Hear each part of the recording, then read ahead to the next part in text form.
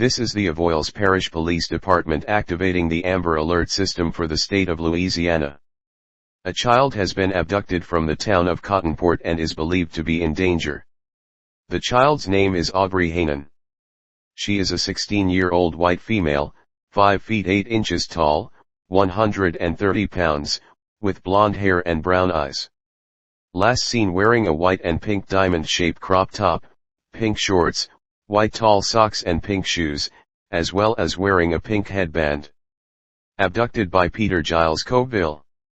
He is a 50-year-old white male, 5 feet 10 inches tall, 210 pounds with brown hair and blue eyes. They may be traveling in a dark green 1995 Ford Windstar van, Louisiana license plate 311DJK. If seen, call 911.